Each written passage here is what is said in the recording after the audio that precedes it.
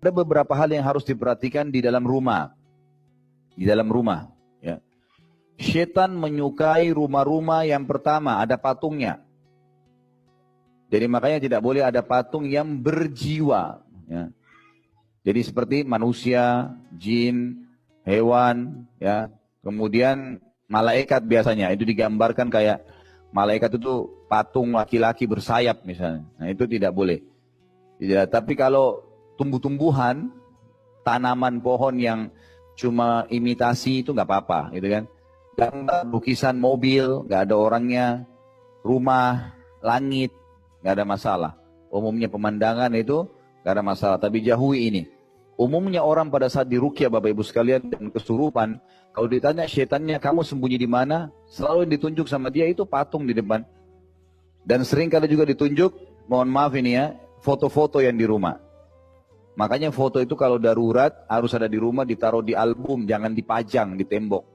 Ada buku nanti Bapak Ibu coba bisa beli, terbitan Gema Insani Press, judulnya Rumah-Rumah Tidak Dimasuki oleh Malaikat.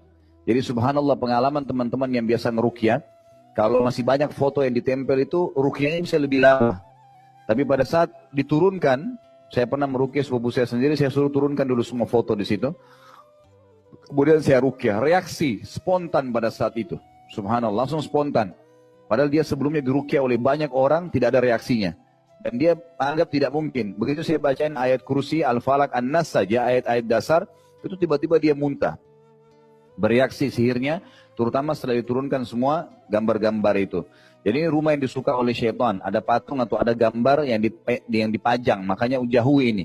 Usahakan kalau foto pun darurat ditaruh di album, disimpan. Kalau perlu dilihat, tapi bukan dipajang. Termasuk juga boneka-boneka, mainan anak-anak, gitu kan? Itu kalaupun darurat ada, maka tidak boleh dipajang. Ditaruh di laci, simpan, gitu kan? Lebih baik lagi kalau anak-anak nggak dibelikan boneka, lebih baik.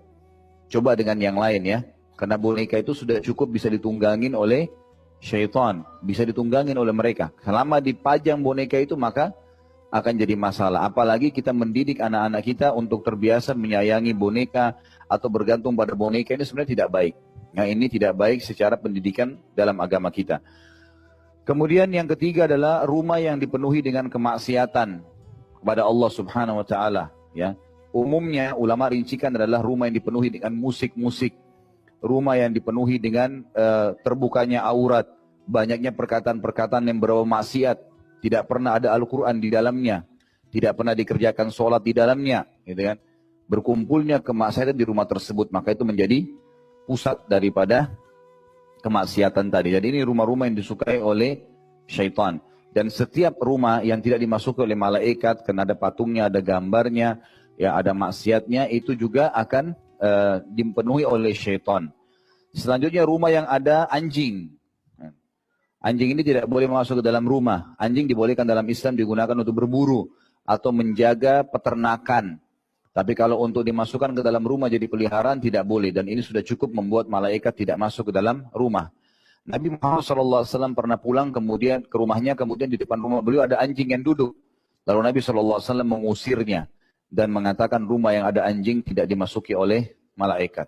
Jadi ini hal-hal mendasar yang harus diketahui bahwasanya syaitan menyukai rumah-rumah tersebut.